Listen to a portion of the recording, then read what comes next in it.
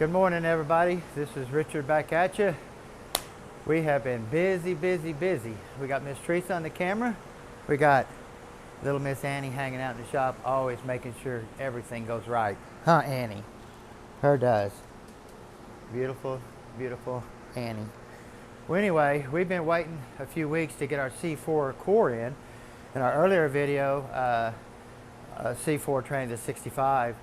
Remember, they put the pump gasket on back, or flipped it over, plugged off the cooler lines, cooked the torque converter, wiped out the pump, basically wiped out almost the whole unit. So the customer found another unit out of Oklahoma and had it shipped in here, and we're going to tear this down and see what type of parts we can salvage out of this. Because when you start buying parts for these things, they know what they have, so the prices are very steep, you know, for a pump, drums, anything like that for this unit right here. Now this is a green dot C4. The pump was wiped out on this, correct? Oh, definitely. It was wiped plumb out. Okay. Now this is a green dot C4. In other words, this is capable of taking off in second gear, and it'll shift to third. Or you put it in drive, it'll take off in first, shift to second, shift to third. So it's got the 2-speed option to it, and that's kind of crazy back in the day, huh? They had that. And some of the FMXs were that way too. The cast iron FMXs. I hated those trannies. There's so much more to them, and 2 bands. Still the same option. You know, you have 2 bands just like this one does, and clutches and stuff. So, but what we're going to do first, I'm going to show you.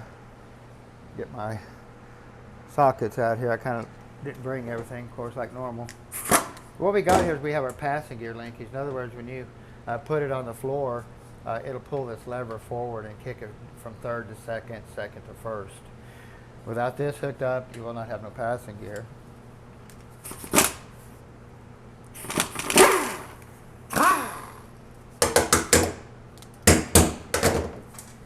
And I also want to show you here, if you ever change the neutral safety switch, there's a way to align that up too. You put the linkage in park where the output shaft won't turn. Just check it. I already took the seal out here. I already knocked it loose. Let me grab it and pop it out of the way. Grab the output shaft, make sure it's in park, and then take the lever and go reverse, neutral, and then you have an alignment hole right here. You should be able to stick that all the way through. And it will not go through there. Let me loosen the bolt up on the side there. I think it's a 3/8 or is that a 7/16? 7/16. See what we got there. But normally you can take and move this, unless there's some trash in the hole. Right. See, I can't, right there, I guess that's as far as it's going to go through there. But you basically put the tranny in neutral, put this in there, that'll line it up, and then you just tighten this down. And then you're good to go. Like I said, this shows your park, reverse, neutral, your backup lights.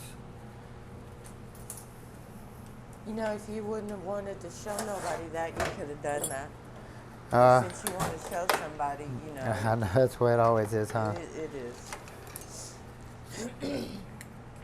I'm missing my contact too. They put an O-ring right there, and there is no O-ring that goes there. It's called put your glasses on. There you go. Now there is an O-ring down in here, farther down in here, for your detent lever, and that could have just come out. So when you put it together, you shove that down in there, and then when you put your passenger linkage on, it holds the O-ring in there. They did update this from an O-ring to like a square cut seal, and they both still leak. So it doesn't matter which one you use, no preference there. Well, this looks like it's been sitting outside for a little bit. It does, doesn't it? Yeah. But we know it's been through once before. It's painted blue. I don't think Ford painted any of their trannies blue, so go ahead and get these tail housing bolts down here on the bottom. Well, I got it flipped over.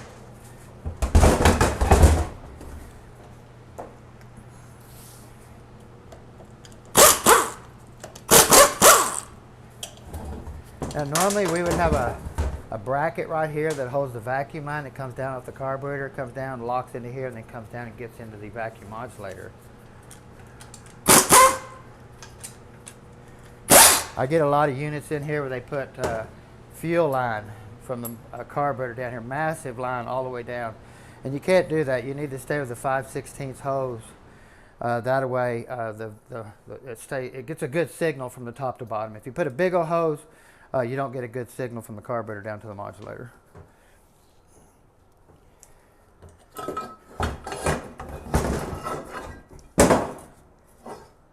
Got any creatures in there, Teresa? Mm-mm. Nothing living in there. Thank goodness.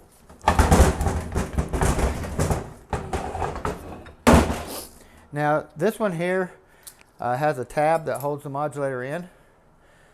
Some of them, the earlier or the later models, are screw in. They'll have threads on the modulator, and you screw it in. And you can see our modulator pin right here. Good way to check, see if your modulator diaphragm is broke, put the pin in there and push it. Spring operated, it's a diaphragm in there. If the diaphragm's broke, it'll fill this full of fluid, and the vehicle will smoke going down the road, idling, and it'll consume transmission fluid. What's good about it, though, is crazy. When these modulators break, or the diaphragm breaks and it starts sucking tranny fluid to the motor, it does it at a really small rate, but it cleans all the carbon off the pistons. I mean, you get a vehicle that's ran tranny fluid through there, I mean, the pistons will look brand new. It'll knock the carbon right off of it.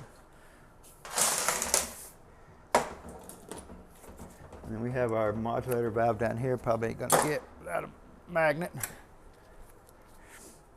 Now, anytime I do one of these, I check my modulator pin depth and stuff. So basically, I'm gonna take the O-ring off here first. What do I do with my screwdriver? I swore I brought another one over here. There it is. You can take the O-ring off the modulator. That way it doesn't have any restriction going in. And you can set it on here. And you want this modulator to set off the case probably about 20, 30 thousandths. See that? Spring loaded. That's a perfect setting right there. If you get one that you put the modulator on there and the modulator just falls flush, you need to find you another pin or make you a pin out of a welding rod and get some tension on that modulator just a little bit like that. You set it up like that, and plus buy you an adjustable modulator. I think this one is. I just can't see the screw down in there. Yeah, it's adjustable. So do your pin that way. Get you a new modulator. Screw the modulator one turn, and it's probably going to be perfect for you. We have our governor. This is what controls your downshifts. We're going to get it all the way apart. We're going to be using a lot of parts out of this thing. You have two valves. You have this one here, which is stuck. You have this one down in here, which is stuck. Oh, they don't even move. There it goes. Finally moved, but it's... Now these are bad about when you clean them, this clip cocking like that. And then the valve will not move anywhere. When you put the train together, the train won't shift right. So you always want to make sure that clip is flush like that. That way the valve can move through the center of the clip. A little washer there, what do you want to call it. A lot of times right down in here, there's a screen. There is room for a screen. You can see the chamfer that holds it in there. Your overhaul kit will come with a little screen you can put in there. Now, this tranny did have one in there. When they rebuilt it, they didn't put it back in or didn't realize where it went.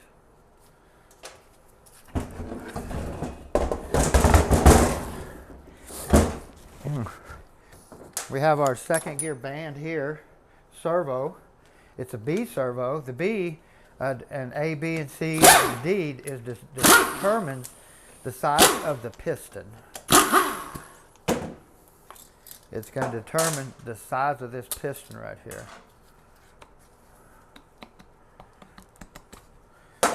That one had a B. Let's see what this one had in it. If I can find it. Where did it go? Am I looking right at it, Teresa? So oh, there it is. I was looking right at it. See, this one's got a Z. So if you come here and look at this, the size of the piston is tremendous. If I'm going to put this behind a bigger motor, a little performance, we're going to be using the B piston. That way it gives it more surface area to apply the band. And that's what that's all about. Smaller piston, weaker shift, less pressure to apply the band. Your overhaul kit will come with multi-seals for these pistons, so it'll cover all the numbers on the servo, A, B, C, and D in your overhaul kit. You have your rear band adjustment here. Of course, your cooler lines. And then we have our intermediate band adjustment here. We have our reverse servo right in here.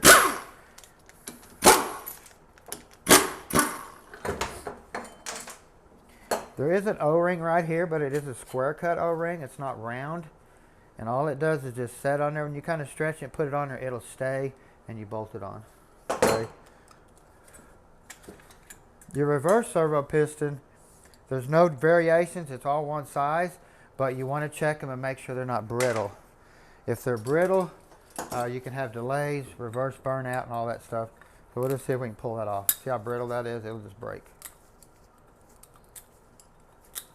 See? So that tells you that it was leaking all the way around this. There's no way for the seal to blow out to seal really good applying the band. So that's going to be something we have to get to. So I want to get both these apart before I order parts. We've already got our B&I converter in. It came in yesterday, our F18. Really nice piece there. Got a few more beautiful pieces over there, Tracy, you might want to zoom in on. Check that out. We got some really nice pieces here that's fixing to hit the market here pretty soon. We're really excited about that. Big update. Of course, we have our input shaft. Looks pretty rusted up. But you know, just because it's rusted doesn't mean anything. You just want to look and see where the bushings are running. Make sure it's not pitted here or pitted down here. We can dip this, clean every bit of that rust off there, and you'll never, it'll be all gone. But you don't want to have pitting where the rust destroyed the shaft where your bushings are going to be running at.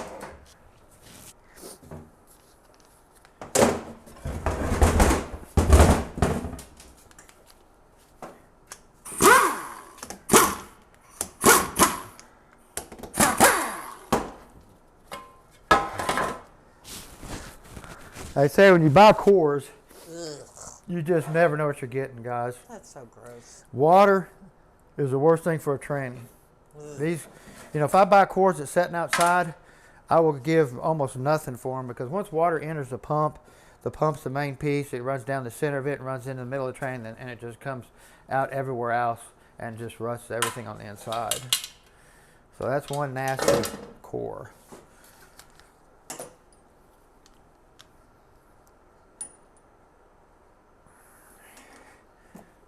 I got one contact in, one contact out, so my eyes are kind of messed up a little bit.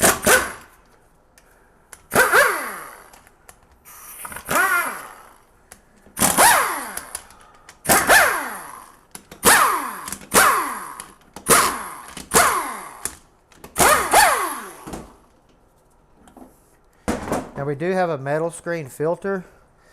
If these are good, you can just clean them up and reuse them, but you just want to look at them really good and make sure the crimping around the edges are really good, because that's normally where they fail at. The screen will be sucked in, and then it just pulls the screen on into the tranny. It just sucks it on into the valve body. So as long as your ends are good and crimped, then you're good to go.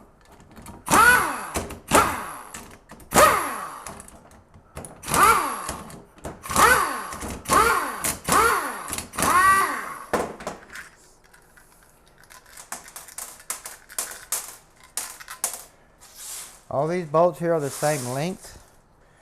You can see here how it's all rotted through here. So we'll just trash this one. But like I said, if they're in good shape, you just want to make sure the crimping is good through here and make sure the screen hasn't pulled away.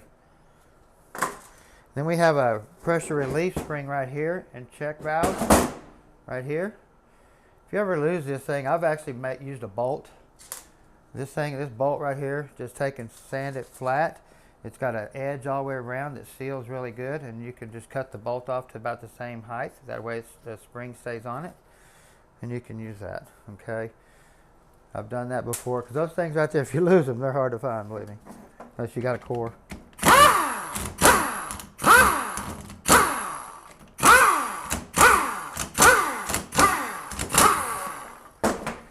All these screws here are bolts, are the same size. Got your detent spring there for your park reverse. And then you're going to have two 7/16 on this side, which are your alignment bolts. Oops, what did I say, 7/16? How about 3/8?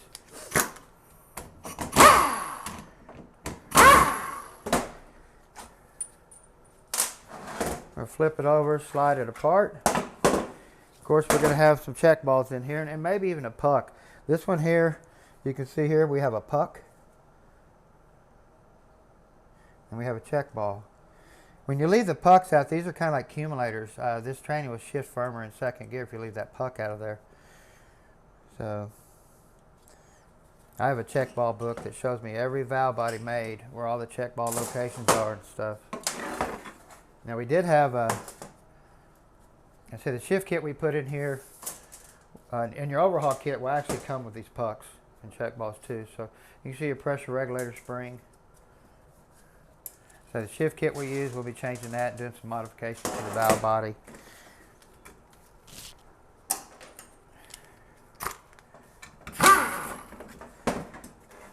So your overhaul kit's going to come with multi-gaskets, which they forgot this gasket.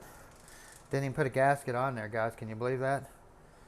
So I've never left the valve body gasket off of a C-4. Didn't even know you could. Wouldn't attempt it.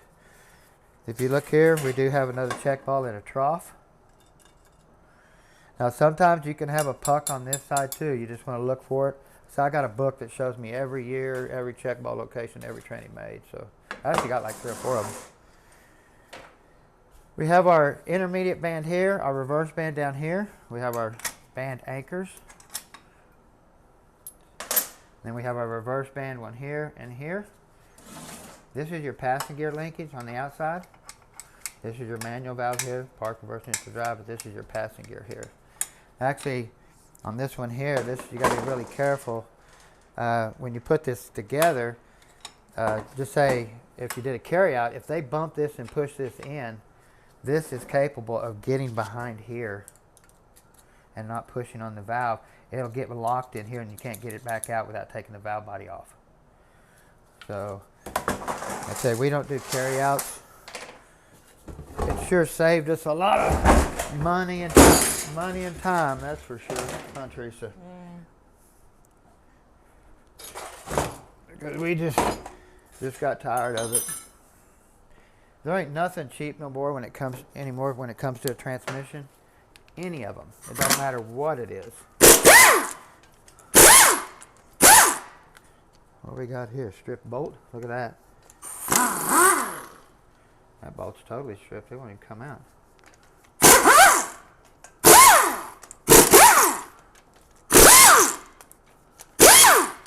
Look at that.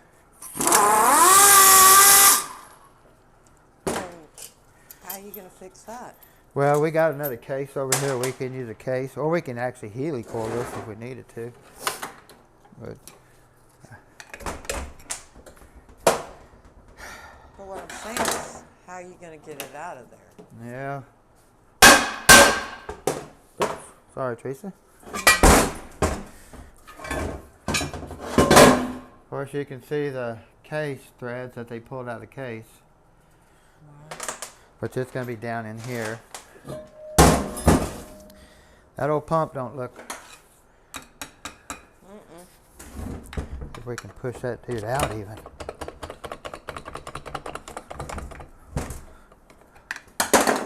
Might have to go get my bigger rubber mallet so we can kind of give it some love.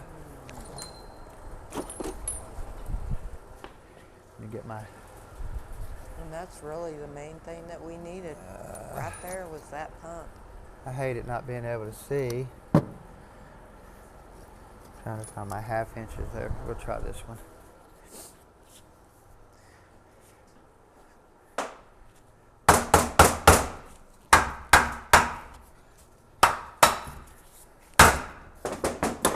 starting to move a little bit. There we go.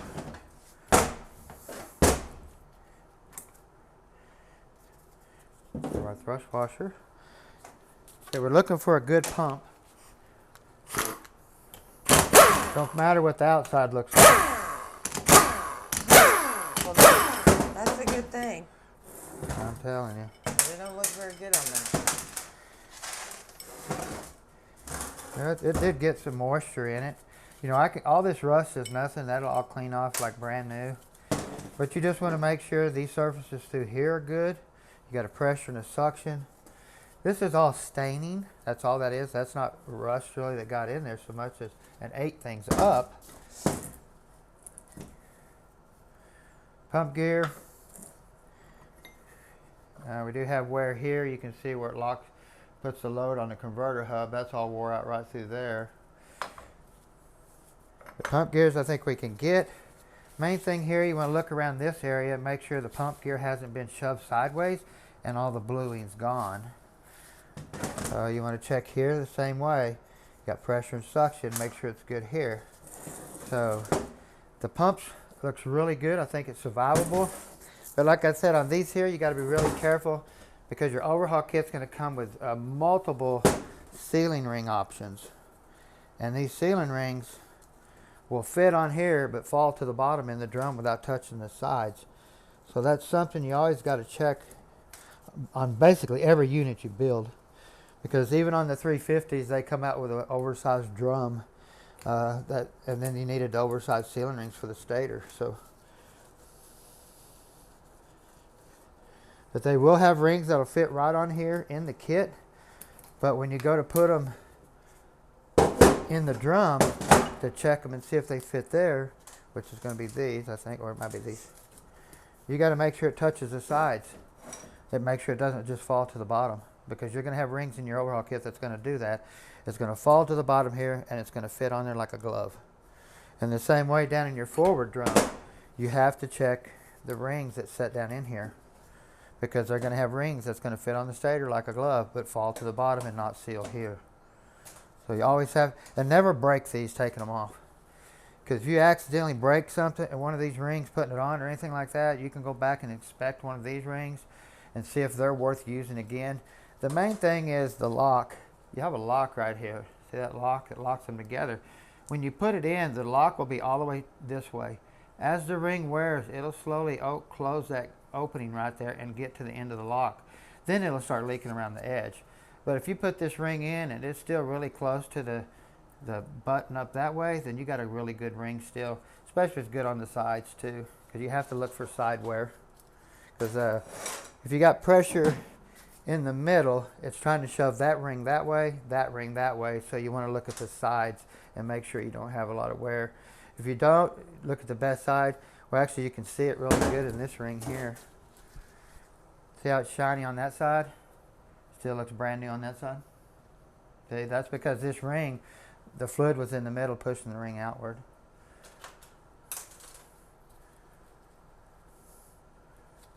And there's kind of another, a better looking one too. These are probably buddies. See a little bit of blue on that one. So, of course, we have our third gear drum. I'll look at the drums and see which one has the most clutches capability. You know, if this is a 4 clutch, it's probably all we're going to get in there. But they did make a 3 clutch too. And if you got a 4 clutch drum, you want to definitely update the drum, but you want to check your sealing rings and make sure the drum is right for it. Okay, third gear clutches. Like I say, I don't know how it was working with the valve body gaskets gone. I've never been that brave. Thrust washer here that goes on the end of the stator.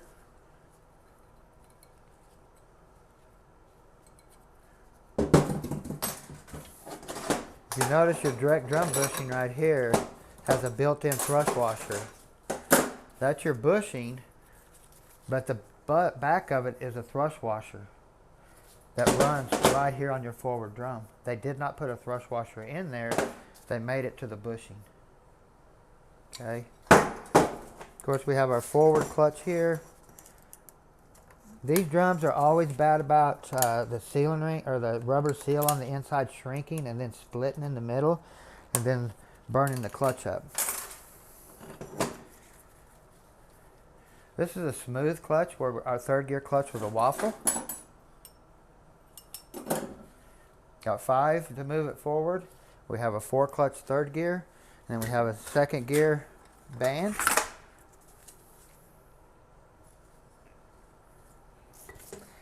But down in here, as Rod's telling you, if I can get this out, make it easy. Yep, there it comes.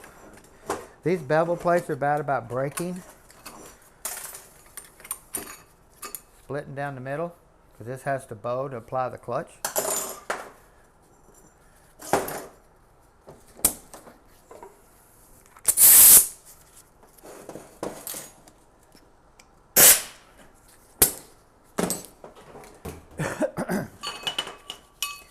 This is our forward clutch piston.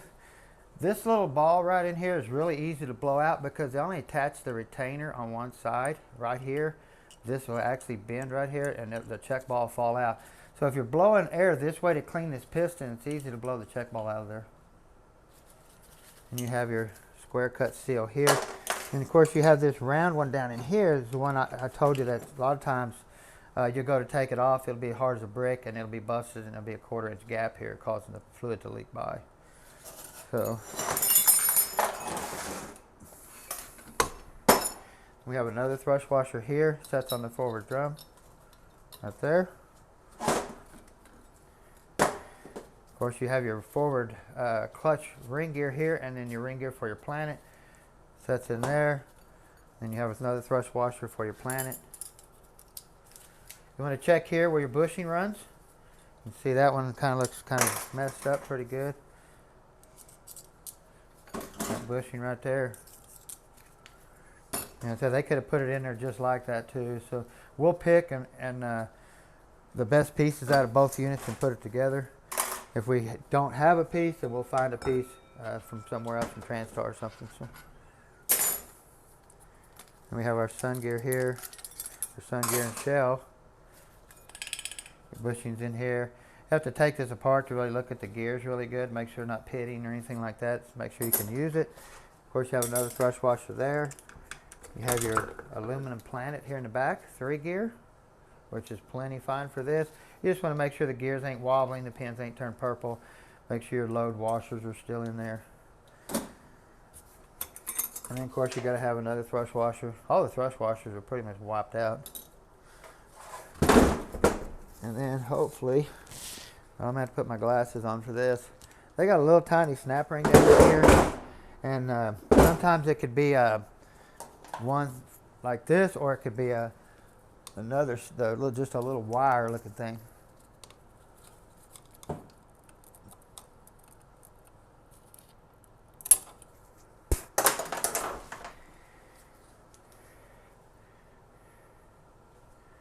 It looks like. Actually, this is round on this side and flat on this side. I always try to put them in like that. That way the flat side of the snap ring hits the groove on the shaft and locks it a lot better than the round side that could actually eject it. So. And we have another thrush washer that's just wiped out.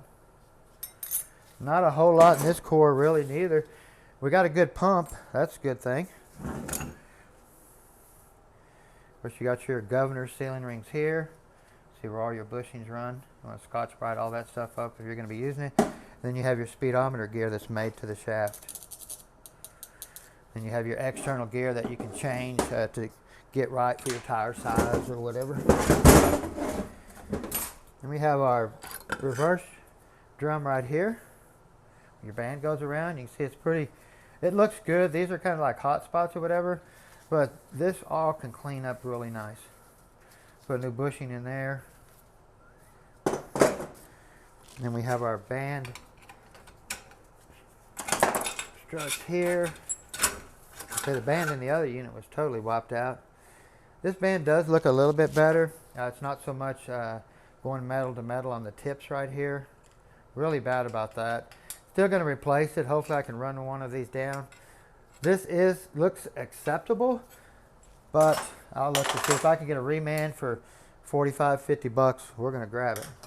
Of course, you have your lower roller clutch in there. You see a sprag assembly, or lower roller clutch. Same thing as a sprag assembly. It's a bearing that spins one way, will not spin back. Just remember when you put it together, your springs always push your rollers uphill. You have a shifter shaft seal in here. You have to take this nut loose to get all this out here. Then your governor support.